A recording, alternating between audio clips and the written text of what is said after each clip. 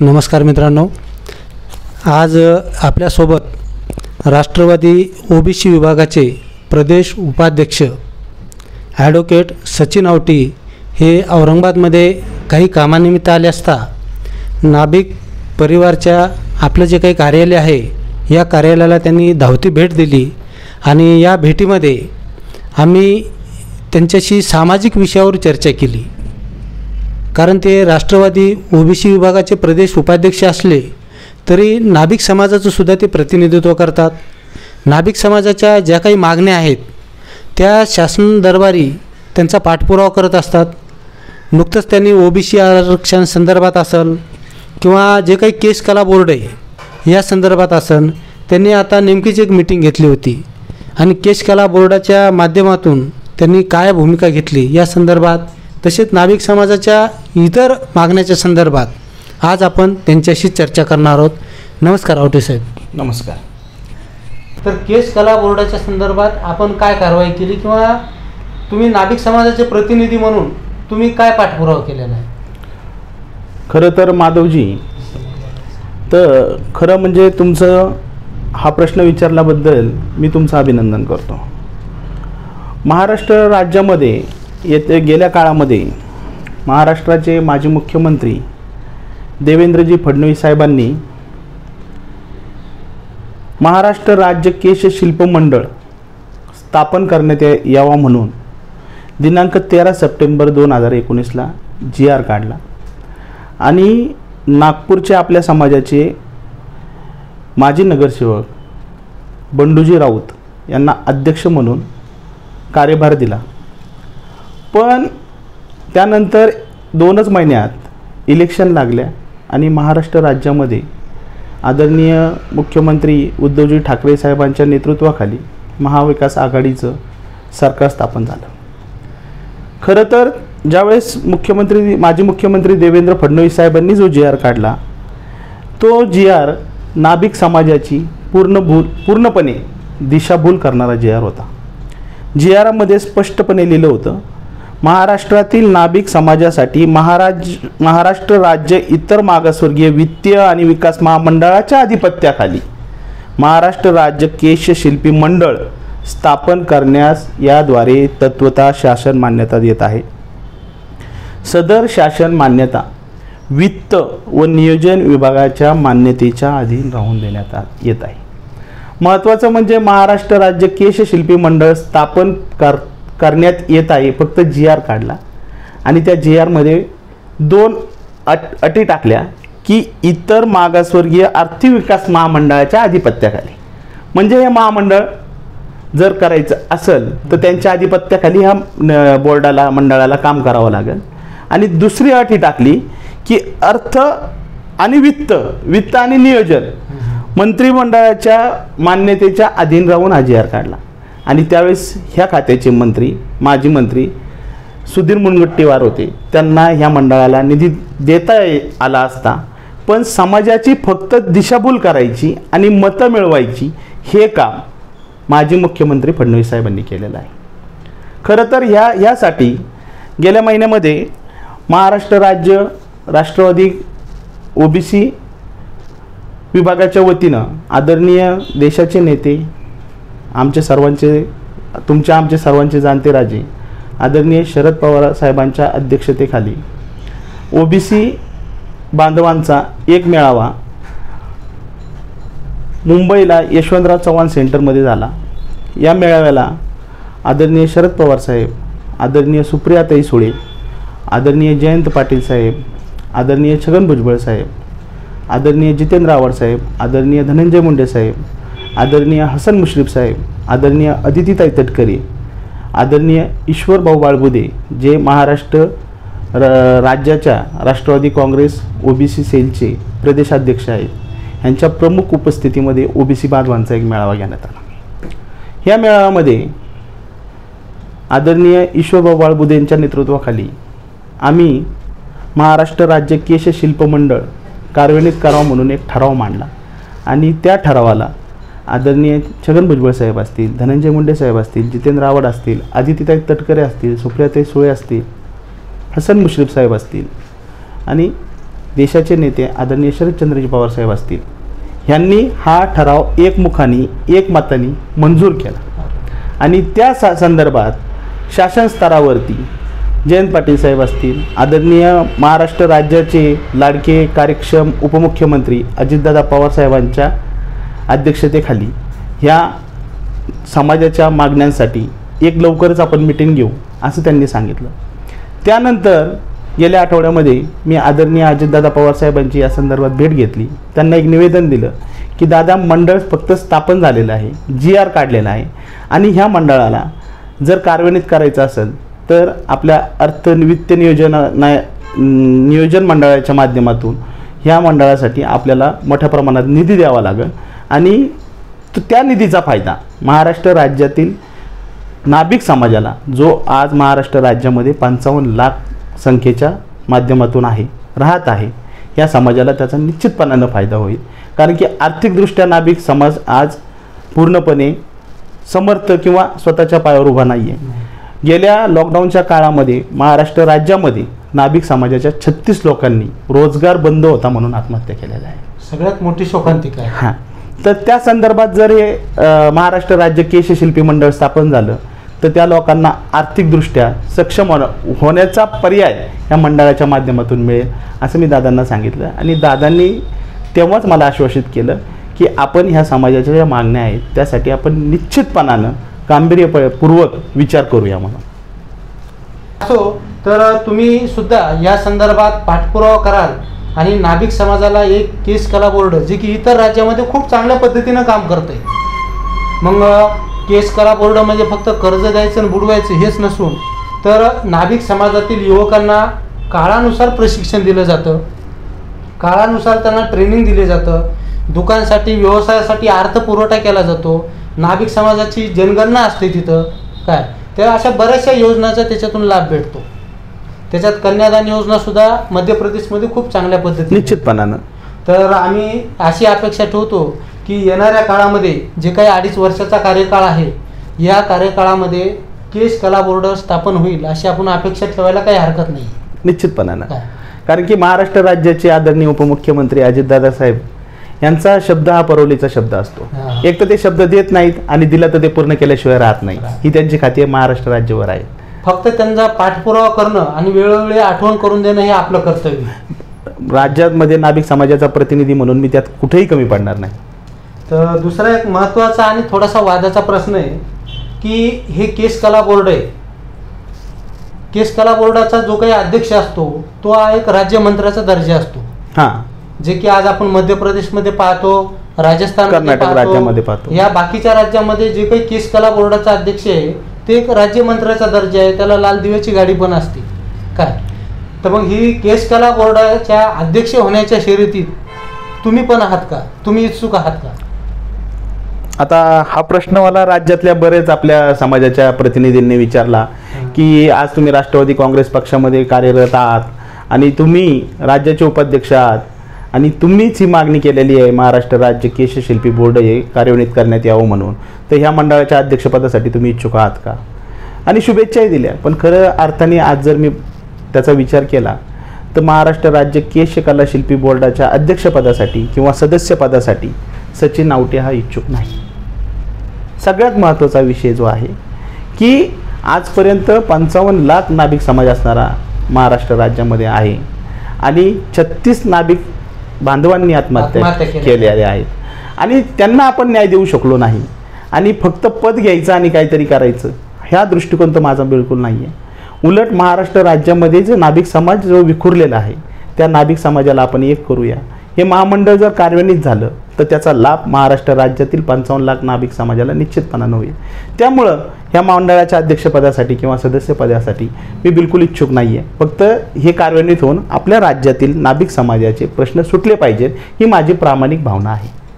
म्हणजे बघा मित्रांनो, आज सचिन आवटे साहेबांना मी जो प्रश्न विचारलेला आहे की केस कला बोर्डाचा जो काही प्रश्न आहे, यांनी राष्ट्रवादीच्या मीटिंगमध्ये, ओबीसीच्या मीटिंगमध्ये हा पवार साहेब असतील, अजितदादा पवार असतील, यांच्याबरोबर सुप्रियाताई सुळे पण होत्या, सर्व या बैठकीत त्यांनी तो उपस्थित केला परंतु ते म्हणतात की मी ह्याच्या अध्यक्ष होण्याच्या शर्यतीमध्ये नाही किंवा मला घेण्याची इच्छा नाही, प्रथम मला माझा समाज संघटित करायचा आहे. असो, निश्चितच समाज संघटित करण्यासाठी आम्ही तुम्हाला सर्वोपरी सहकार्य करू. धन्यवाद. दुसरं असं आहे की जो की नाभिक समाजाचा जवळपास 16-18 वर्षापासूनचा एक प्रश्न आहे, जे की काँग्रेस आणि राष्ट्रवादीची सत्ता असताना आदरणीय मुख्यमंत्री विलासरावजी देशमुख यांनी एक ठराव पास केला होता की प्रतापगडावर जिवाजी महाले यांचं स्मारक होणार काय. परंतु असं झालं की त्यांचा ठराव झाला, परंतु आज 18 वर्ष पूर्ण झालेले आणि जी काही जिवाजी महाले स्मारक समिती आहे नेमलेली, त्या स्मारक समितीचे अध्यक्ष हे अजितदादा पवार आहेत. म्हणजे अर्थमंत्री हे त्याचे अध्यक्ष असतात. बर. तर जिवाजी महाले स्मारकासाठी तुम्ही काय योगदान देणार किंवा काय भूमिका घेतली, कशी मागणी पूर्ण करणार? खरं तर त्यावेळेस लोकनेते आदरणीय दिवंगत विलासरावजी देशमुख साहेब महाराष्ट्र राज्याचे मुख्यमंत्री होते आणि त्यावेळेस आदरणीय कल्याणरावजी दळे साहेबांनी जे काँग्रेसमध्ये काम करत असताना ह्या प्रश्नावरती सातत्याने त्यांनी आदरणीय विलासरावजी देशमुख साहेबांकडे पाठपुरावा केला आणि महाराष्ट्र शासनाचा सामान्य प्रशासन विभागाचा दिनांक 24 फेब्रुवारी 2016 रोजी जिवा महाले यांच्या प्रतापगडावरील स्मारक उभारण्यासाठी एक GR काढण्यात आला. त्याच्यामध्ये वित्त आणि नियोजन विभागाचे मंत्री हे अध्यक्ष, पालकमंत्री, सातारा जिल्हा उपाध्यक्ष आणि इतर सर्व महसूलमधील असतील समिती स्थापन झाली. त्याच्यामध्ये अशासकीय सदस्य सुधीर विष्णू गवळी पुण्याचे होते आणि निनाद गोकुळ तावरे हे होते. त्यामध्ये दुर्दैवाने सुधीर विष्णू गवळी साहेबांचं कोरोनाच्या काळामध्ये दुर्दैवी निधन झालं. त्यांनाही ह्या निमित्तानं भावपूर्ण श्रद्धांजली. खरं तर ह्याच्यानंतर देवेंद्र फडणवीस साहेबांचं सरकार आलं, त्यांनी त्यांच्यावरती गवळी साहेबांना घेतलं, पण गवळी साहेबांचं निधन झालं. पण 5 वर्षात देवेंद्र फडणवीस साहेबांनी त्या संदर्भात कुठलाही ठोस निर्णय घेतलेला नाही. आणि या निमित्तानं आज तुम्ही हा प्रश्न उपस्थित केला तर मी निश्चितपणानं जिवाजी महाले यांचं स्मारक उभारण्यासाठी, कारण की याच्या अध्यक्षच आदरणीय उपमुख्यमंत्री अर्थमंत्री अजितदादा साहेब आहेत, तर मी अजितदादांच्या माध्यमातून समाजासाठी त्या स्मारकासाठी निश्चितपणानं पाठपुरावा करेन असं आपल्याला सांगतो या निमित्तानं. दुसरं असं आहे साहेब की नाभिक समाजामध्ये राष्ट्रसंत होऊन गेले, क्रांतिकारक होऊन गेले आणि त्यांनी या देशासाठी, या समाजासाठी आपल्या प्राणाची आहुती दिलेली, असे म्हणजे क्रांतीवीर भाई कोतवाल काय आणि राष्ट्रसंत सेना महाराज, ज्यांनी की जातीच्याच नव्हे तर प्रांतांच्या भिंती ओलांडून समतेची, एकतेची, बंधुत्वाची आणि प्रेमाची शिकवण दिली काय. तर हे जे नाभिक समाजात महापुरुष होऊन गेले, यांच्या कार्याचा गौरव म्हणून तुम्ही तुमच्या सरकारकडे काय पाठपुरावा करणार? निश्चितपणानं माधवजी, ह्या संदर्भात आपण जी भूमिका घेतलेली आहे त्यामध्ये राष्ट्रसंत सेना महाराज असतील आणि क्रांतीवीर भाई कोतवाल असतील, तर या संदर्भात संत सेना महाराज आणि भाई कोतवालांची जयंती शासन स्तरावर साजरी केली जावी यासाठी आदरणीय धनंजय मुंडे साहेबांकडे या संदर्भात आपण पाठपुरावा करू. आणि दुसरा विषय, संत सेना महाराजांचं जे कार्य आहे आणि भाई कोतवालांचं जे कार्य आहे हे आपल्या येणाऱ्या पुढच्या पिढीला, सर्व समाज बांधवांना, सर्व जनतेला, मुलांना याच्याबद्दल त्याचा परिचय झाला पाहिजे, त्यांच्या कार्याचा गौरव झाला पाहिजे. या संदर्भात आपण आदरणीय शिक्षण मंत्री वर्षाताई गायकवाड यांच्याकडे पण आपण त्या संदर्भात पाठपुरावा निश्चितपणानं करू आणि यांच्या कार्याचा जे परिचय व्हावा, गौरव व्हावा यासाठी ह्यांचे धडे अभ्यासक्रमामध्ये, पाठ्यपुस्तकामध्ये कशा पद्धतीने येतील यासाठी आपण त्यांच्याकडे पाठपुरावा करू. कारण कसं आहे साहेब, सत्ता तुमची आहे आणि तुम्ही समाजाचे प्रतिनिधी आहात. तुम्ही पक्षाचे असले तरी पहिल्यांदा एक समाजाचे प्रतिनिधी आहात आणि तुमच्याकडून, तुमच्या सरकारकडून समाजाला भरपूर काही अपेक्षा आहे. तर या संदर्भात आदरणीय अजितदादा पवार हे 2011ला अर्थमंत्री असताना विधिमंडळामध्ये त्यांनी शहीद भाई कोतवाल यांच्या स्मारकासाठी, त्यांच्या जे काही घर आहे तिथल्या दुरुस्तीसाठी, सुशोभीकरणासाठी काही निधी मंजूर केला होता. परंतु त्यावेळेस त्यांची सत्ता गेली, आता तुमची सत्ता आलेली आहे. तर जो काही भाई कोतवाल स्मारकासाठी जो काही निधी मंजूर केला होता या संदर्भात तुम्ही काय पाठपुरावा करणार आहे? खरं पाहायला गेलं तर माधवजी, तुम्ही म्हणता तुमची सत्ता आहे, तर सत्ता ही 3 पक्षाची आहे आणि आदरणीय अर्थमंत्री अजितदादा आहेत त्यामध्ये. तर सर्वात महत्त्वाचा विषय असा आहे की मी फक्त एक तुमचा प्रतिनिधी म्हणून एक छोटासा घटक आहे त्या सत्तेमधला. निश्चितपणानं मला असं वाटतं की अजितदादांकडे याचा पाठपुरावा केल्यानंतर समाजाला न्याय देण्याची भूमिका आदरणीय अजितदादा घेतील आणि निश्चितपणे घेतील आणि करतील असा विश्वास मला ठाम आहे, कारण की मी त्या पक्षाचा, त्यांच्या नेतृत्वाखाली काम करणारा एक छोटासा कार्यकर्ता आहे. आता सगळ्यात महत्त्वाचा म्हणजे प्रश्न म्हणजे ओबीसी आरक्षण आहे. तो तर एक ओबीसी मधील एक महत्त्वाचा घटक असलेला म्हणजे नाभिक समाज सुद्धा आहे आणि सध्या ओबीसीचं राजकीय आरक्षण गेलेलं आहे. तर यामध्ये तुमच्या पक्षाची आणि तुमची भूमिका काय आहे? निश्चितपणानं की ओबीसी राजकीय आरक्षणासंदर्भात इथंही आज बघितलं तर केंद्र सरकारने म्हणजे आदरणीय मोदी साहेबांनी आणि केंद्र सरकारने सर्वोच्च न्यायालयामध्ये सांगितलं की ओबीसीची जी जनगणना झालेली आहे तर तो डाटा क्लिअर नाही आहे आणि तो डाटा त्यांनी मध्य प्रदेश सरकारला दिला, कारण की तिथं भाजपचं सरकार आहे म्हणून त्यांनी तो सर्वोच्च न्यायालयामध्ये सबमिट केला. इम्पेरिकल डाटा ते महाराष्ट्र राज्याला देत नाही आहेत आणि ह्याचा पाठपुरावा लोकनेते स्वर्गीय गोपीनाथरावजी मुंडे साहेब आणि राष्ट्रवादी काँग्रेस पक्षाचे माजी खासदार समीर भुजबळ साहेबांनी लोकसभेमध्ये हा उपस्थित केला होता प्रश्न की ओबीसी राजकीय आरक्षणासंदर्भात इम्पेरिकल डाटा आपण गोळा केला पाहिजे आणि त्या संदर्भात आपण सातत्याने ओबीसी आरक्षण हे राहावं आणि त्याचा लाभ जनतेला व्हावा याच्यासाठी ठोस भूमिका समीर भुजबळ आणि आदरणीय लोकनेते गोपीनाथरावजी मुंडेंनी घेतली होती. पण केंद्र सरकार तो डाटा देत नाही आहेत आणि इथं आदरणीय माजी मुख्यमंत्री देवेंद्रजी फडणवीस लोकांची फक्त दिशाभूल करतात की सरकार देत नाही आहे. सरकार आम्ही आत्ता आलो, म्हणजे महाविकास आघाडीचं सरकार आता 2-2.5 वर्ष झाले स्थापन झालं, आम्ही आत्ता आलो, पण हा प्रश्न तुमच्या काळातला आहे. तुम्ही केंद्रामध्ये तुमचं सरकार होतं, राज्यामध्ये तुमचं होतं, तुम्ही ते का सोडवलं नाही? आणि आज तुम्ही म्हणता की ओबीसी आरक्षणासाठी तुम्ही मोर्चे काढता, ओबीसी आरक्षणासाठी तुम्ही आंदोलनं करता आणि तुम्ही आघाडी सरकारला, राष्ट्रवादीच्या नेत्यांना ह्यांना तुम्ही आज त्याच्यामध्ये तुम्ही सांगता की ह्यांना द्यायचं नाही ओबीसी आरक्षण. पण आदरणीय शरदचंद्रजी पवार साहेब तत्कालीन वेळेस महाराष्ट्र राज्याचे मुख्यमंत्री असताना केंद्रामध्ये ज्यावेळेस व्ही.पी. सिंगांनी मंडल आयोगाची अंमलबजावणी करण्याचा निर्णय घेतला, तर मंडल आयोगाची अंमलबजावणी कोणी करायची हा प्रश्न राज्यामध्ये म्हणजे देशामध्ये उपस्थित झाला. तर आदरणीय शरदचंद्रजी पवार साहेबांनी मंडल आयोगाची भारत देशामध्ये पहिल्यांदा अंमलबजावणी महाराष्ट्र राज्यासाठी केली आणि त्याचा लाभ आज आपण बघतोय नोकऱ्यामध्ये असेल, शिक्षणामध्ये असेल, राजकीय आरक्षणामध्ये असेल, ओबीसी समाजाला त्याचा फायदा झाला. उलट मंडल आयोगाला विरोध करण्यासाठी आदरणीय लालकृष्ण अडवाणी साहेबांनी मंडल आयोगाच्या विरुद्ध कमंडल रथयात्रा चालू केली. म्हणजे मंडल विरुद्ध कमंडल हा विषय दिला आणि तिथं लोकांना दाखवलं की राम मंदिरासाठी आपण कमंडल यात्रा काढतोय आणि ओबीसी समाज ऑटोमॅटिक मंडल आयोगाची अंमलबजावणी विसरून तिकडं कमंडलकडं ओढला गेला आणि ती रथयात्रा थांबवण्याचं धाडस आदरणीय लालू प्रसाद यादवांनी बिहारमध्ये केलं. काल त्यांचा वाढदिवस होता.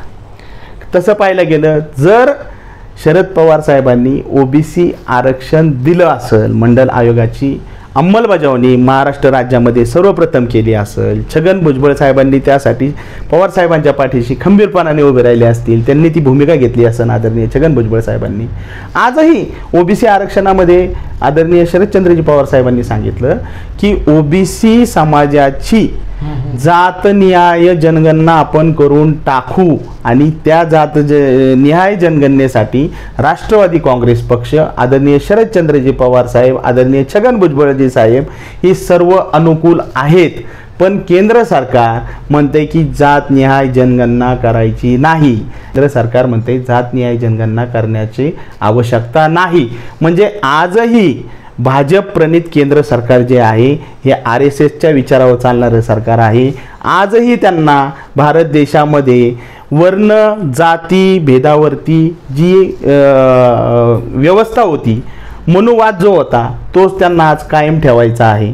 त्यांना जात न्याय पाहिजे, सवर्ण पाहिजे, वैश्य पाहिजे, क्षत्रिय पाहिजे आणि आपण जे खालच्या वर्गात आहोत ते पाहिजे आणि सर्वश्रेष्ठ ब्राह्मण आहोत आणि आम्ही या देशावरती आणि राज्यावरती आम्हीच राज्य केलं पाहिजे. ही भूमिका त्यांनी सातत्याने मांडलेली आहे आणि त्यांच्या त्या भूमिकेला आपण सर्वांनी विरोध केला पाहिजे. नाभिक समाजाचा आणि ओबीसी आरक्षणाचा जर विषय घेतला तर गेल्या महिन्यामध्ये पुण्यामध्ये जे एम्पेरिकल डाटा असेल किंवा याच्या संदर्भात जो आयोग नेमलेला आहे तर त्याचे अध्यक्ष समर्पित आयोगाचे अध्यक्ष मनोज कुमार भाटिया साहेब आले होते. त्यांची मी भेट घेतली, त्यांना निवेदन दिलं. जेव्हापासून महाराष्ट्र राज्यामध्ये मंडल आयोग लागू केला आदरणीय शरद पवार साहेबांनी, तेव्हापासून ओबीसींना राजकीय, शैक्षणिक आणि सामाजिक आरक्षण भेटलेलं आहे. पण आज ओबीसी समाजाची जर आपण सर्वांगीण विचार जर केला तर ओबीसी विभागामध्ये महाराष्ट्र राज्यामध्ये 450 जाती येतात आणि ओबीसीचा राजकीय आरक्षणाचा लाभ माळी समाज असन, धनगर समाज असन, वंजारी समाज असन, तेली समाज असन, काही प्रमाणात कुणबी समाज असन आणि लिंगायत समाज असन यांना झाला. पण काय झालं की हे आपल्या 450 जातीमध्ये ह्या 5-6 ज्या जाती आहेत त्या लोकसंख्येने मोठ्या आहेत, त्यामुळं राजकीय आरक्षणाचा लाभ त्यांना झाला आणि त्यांनी तो घेतला. ते आपले मोठे भाऊ आहेत.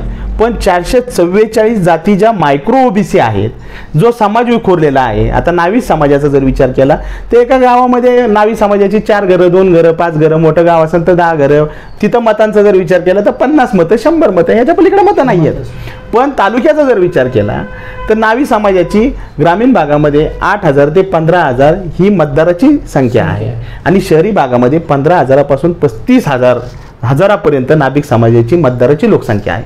मग तसंच 444 जातीमध्ये लोहार असतील, सोनार असतील, सुतार असतील, कुंभार असतील, गवळी असतील, गुरव असतील, यांची तेवढी संख्या आहे. पण हा समाज विखुरलेला असल्यामुळं तो एकत्र संघटित होऊ शकला नाही आणि त्यामुळे त्यांना राजकीय आरक्षणाचा लाभ भेटला नाही.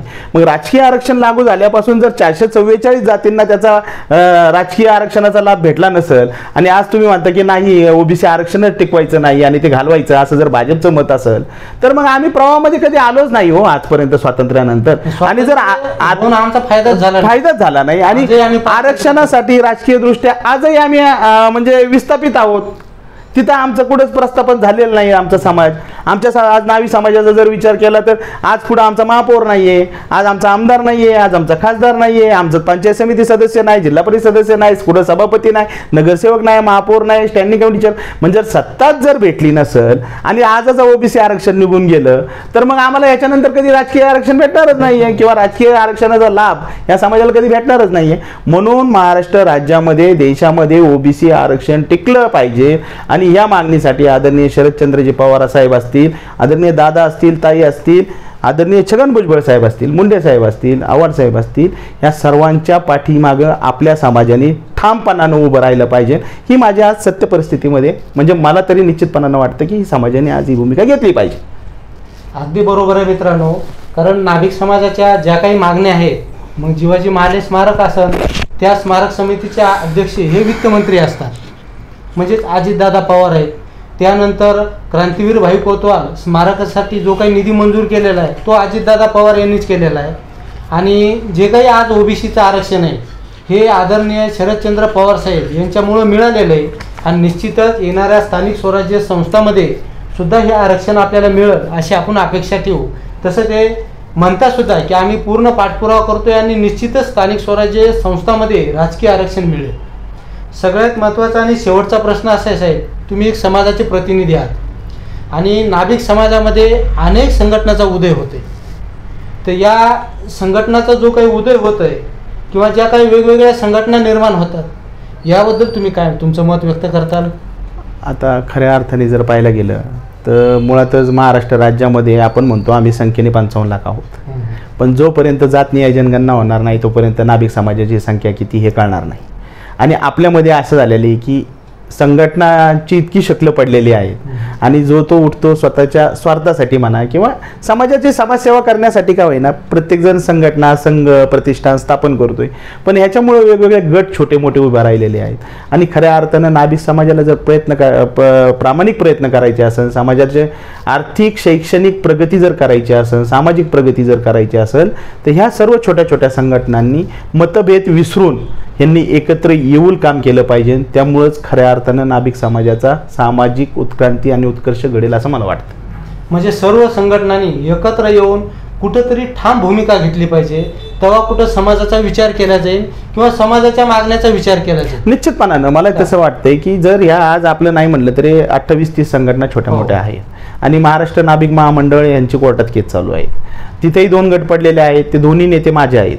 आदरणीय दळे साहेब असतील, आदरणीय बिडवे साहेब असतील, आदरणीय दत्ताजी अनारसे असतील, अगदी आज आपला युवा नेता सोमनाथ काशीद असेल, तुम्ही काम करता माधवजी, तुम्ही असतात, अजून सर्व संघटनेचे छोटे मोठे जे नेते मंडळी आहेत त्या सर्वांचा मी एक छोटासा कार्यकर्ता आहे. आणि माझा आज ह्या माध्यमातून तुमच्या माध्यमातून आज मला त्यांना एक विनम्र आव्हान करायचं आहे की आपल्या नाभिक समाजासाठी आपण ही संघटना सगळ्यांच्या राहून द्या, प्रत्येकाची जी सवते सुभे आहेत ते राहून द्या, पण सकल नाभिक समाज म्हणून आपण कधी एकत्र येणार आहोत. आज मी काल नागपूरला होतो, मी येताना वाशिम जिल्ह्यातून आलो, वर्ध्यातून आलो, यवतमाळमधून आलो, बुलढाण्यामधून आलो, आज औरंगाबादमध्ये. आजही आपला समाज आजही उन्हाच्या बसस्टँडच्या बाजूला या 40-45 डिग्री सेल्सिअसमध्ये नागपूरमध्ये छोट्याशा पत्र्याच्या टपरीमध्ये काम करतोय. मग तो टपरीवरचा जो विस्थापित समाज आहे त्याला स्लॅबच्या दुकानामध्ये, स्लॅबच्या घरामध्ये प्रस्थापित आपण कधी करू शकू? सर्वांनी जर एकत्र येऊन जर काम केलं तर निश्चितपणानं सामाजिक प्रगती होईल, आर्थिक प्रगती होईल, शैक्षणिक प्रगती होईल आणि शिक्षणाला महत्त्व दिलं पाहिजे ना आजच्या पिढीने, असं माझं प्रामाणिक मत आहे. आपले मुलं निदान ग्रॅज्युएट झाले पाहिजे, जरी तो आपलं काम करत असेल तर दुसरा एखादा जोड व्यवसाय त्यांनी केला पाहिजे, जेणेकरून मुलीला वाटतं की ठीक आहे मी BCom झालेली आहे तर निदान तो MCom झालेला आहे, MA झालेला आहे, BSc झालेला आहे, म्हणजे त्याचं शिक्षण माझं एवढं आहे. निश्चितपणानं तो नोकरी करतोय किंवा तो दुकानदारी करतोय तर तो महिन्याला 25-30 कमावते, तर मी शिकलेली तर मी पण 25-30, आम्ही दोघं संसाराचा गाडा निश्चितपणानं चांगल्या प्रकारे ओढू शकू आणि येणाऱ्या पिढीचं भवितव्य अजून आम्ही शिकलो, येणारी पिढी आमच्यापेक्षा जास्त शिकली पाहिजे आणि ती सुसंस्कृत झाली पाहिजे. कारण की भारत देशाचा नागरिक हा नाविक समाजाचा जर असेल तर तो सुसंस्कृत पाहिजे. कारण की आपल्या समाजामध्ये संत सेना महाराजांसारखे संत होऊन गेले, नागेबाबांसारखे संत होऊन गेले, हुतात्मा भाई कोतवाल असतील, लाला वाघमारे असतील, स्वातंत्र्यवीर होऊन गेले, क्रांतीवीर होऊन गेले. तसंच जर पाहायला गेलं तर अगदी पूर्वीचा विचार केला तर शिवाजी महाराजांचे अंगरक्षक जिवाजी माले होते. शिवाजी काशीदांनी स्वराज्यासाठी बलिदान दिलं, छत्रपती शिवाजी महाराजांसाठी बलिदान दिलं. म्हणजे मराठा समाज आज राज्यामध्ये आपला मोठा भाऊ आहे, तर त्यांनी नेहमी म्हणजे छत्रपती शिवाजी महाराजांनी अंगरक्षक नावी समाजाच्या जिवाजी मालेंना केलं, शिवा काशीदांना त्यांनी जवळ घेतलं आणि निश्चितपणाने त्यांनी आपल्यावर विश्वास ठेवला. आजही ती भूमिका, छत्रपती शिवाजी महाराजांची भूमिका महाराष्ट्र राज्यामध्ये तंतोतंत पद्धतीने जर कोण पाळत असेल तर मला वाटतं की ते फक्त आदरणीय शरदचंद्रजी पवार साहेब आहेत, आदरणीय अजितदादा पवार साहेब आहेत. ज्या नावी समाजाचा सचिन आवटे साधा ग्रामपंचायतीचा वार्डाचा अध्यक्ष नव्हता किंवा सदस्य नव्हता, त्या नावी समाजातून आलेल्या, छोट्या समाजातून आलेल्या सचिन आवटेला OBC सेलचं राज्याचं उपाध्यक्ष आदरणीय दादांनी केलं, आदरणीय पवार साहेबांनी केलं. उचित मान सन्मान मला पक्षामध्ये दिला जातो, म्हणून मी पक्षाचं काम करतो. मी समाजाला हे आव्हान करणार नाही की तुम्ही सर्वांनीच येऊन राष्ट्रवादीचं काम करा, कारण की प्रत्येकाला मत स्वातंत्र्य, विचार स्वातंत्र्य आहे. ज्याला शिवसेनेचं वाटतं त्यांनी शिवसेनेचं काम करावं, ज्याला काँग्रेस वाटतं त्यांनी काँग्रेसचं करावं, ज्याला राष्ट्रवादी वाटतं त्यांनी राष्ट्रवादीच करावं. पण आपला नावी समाज हा राजकीय प्रवाहामध्ये आला पाहिजे, सामाजिक प्रवाहामध्ये आला पाहिजे, शैक्षणिक प्रवाहामध्ये आला पाहिजे, अशी माझी प्रामाणिक इच्छा आहे आणि त्या दृष्टीने मी काम करतोय. त्यामुळे हे जे विखुरलेले 28-30 गट आहेत, ह्या सर्वांनी सकल नाभिक समाज म्हणून एकत्र यावं. तुमच्या माध्यमातून आज मी त्यांना कळकळीची, नम्रतेची विनंती करतो आणि याच्यावर त्यांनी निश्चितपणाने विचार करावा, अशी आपल्या माध्यमातून मी त्यांना आवाहन करतो. अगदी बरोबर आहे मित्रांनो. समाजाची आतापर्यंत कोणत्याही मागण्या शासनाने मंजूर केलेल्या नाहीत. ज्या शासनाने मागण्यावर विचार केला ते आज सध्या सरकार स्थापन झालेलं आहे आणि त्यांच्याकडून जर आपल्याला आपल्या मागण्या मान्य करायच्या असतील तर आम्ही एकाच छताखाली एकत्र आलो पाहिजेत.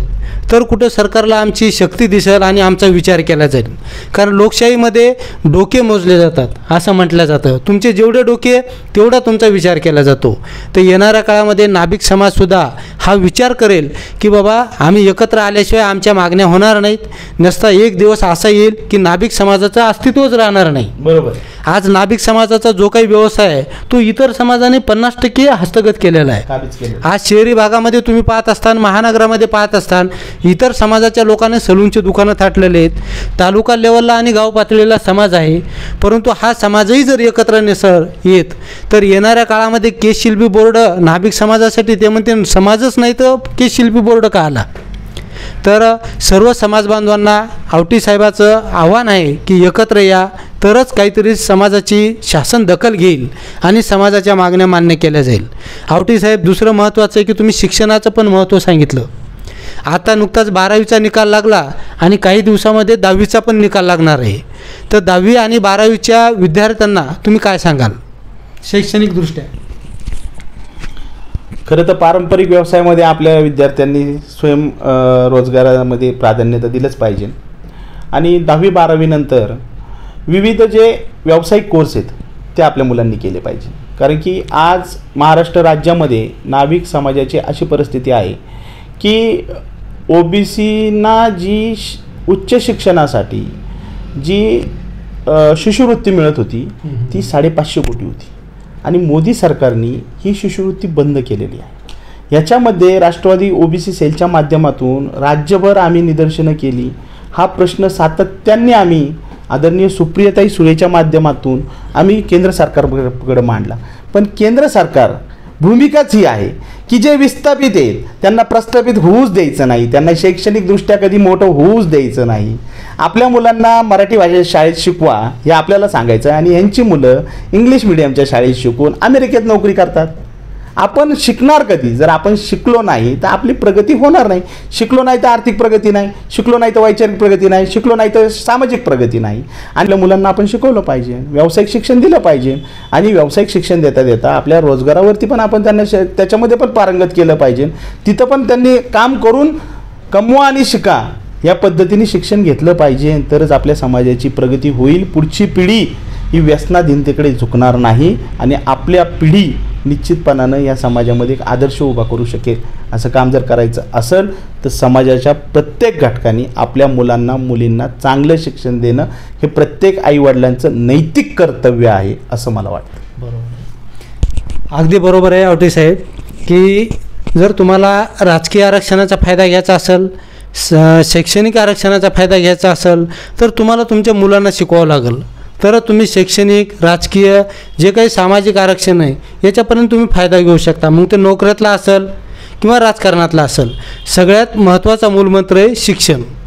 शिक्षणाशिवाय प्रगती नाही, शिक्षणाशिवाय गरिबी हटणार नाही. त्यामुळं जे काही नाभिक समाजातील बांधव ही मुलाखत पाहत आहेत यांना सर्वांना आव्हान आहे की तुम्ही तुमच्या मुलांना उच्च शिक्षण देण्याचा प्रयत्न करा. शिक्षण नाही, उच्च शिक्षण देण्याचा प्रयत्न करा, जेणेकरून येणारी पिढी ही निश्चितच परिवर्तन असेल. आज राष्ट्रवादी OBC विभागाचे ॲडव्होकेट सचिन आवटी साहेब यांनी आज आपल्या कार्यालयाला भेट दिली आणि समाजाचे जे काही प्रश्न आहेत त्या समाजाच्या प्रश्नावर समाधानकारक उत्तर दिलं. नुसतं उत्तरच दिलं नाही तर ते राहिलेल्या 2.5 वर्षाच्या कार्यकाळामध्ये सुद्धा ते पाठपुरावा करणार आहेत. आणि येणाऱ्या काळात 2.5 वर्षात आम्ही नाभिक समाजासाठी केस कला बोर्डाची निर्मिती झालेली असेल असं आम्ही पाहू इच्छितो काय. आणि तुम्ही आज जे काही नाभिक समाजाच्या प्रश्नासंदर्भात असन, संत शेना महाराज जयंती असन, भाई कोतवाल जयंती असेल, भाई कोतवाल स्मारकाचा निधी असन, जिवाजी महाले स्मारकाचा निधी असेल आणि नाभिक समाजासाठी जे काही केश शिल्पी मंडळ झालेलं आहे या संदर्भात तुम्ही निश्चितच पाठपुरावा कराल. आणि या 2.5 वर्षामध्ये जे काही आघाडी सरकार आलेलं आहे हे नाभिक समाजासाठी निश्चितच विचार करेल ही अपेक्षा ठेवून आपण या चर्चेला इथं पूर्णविराम देऊ. नमस्कार, धन्यवाद.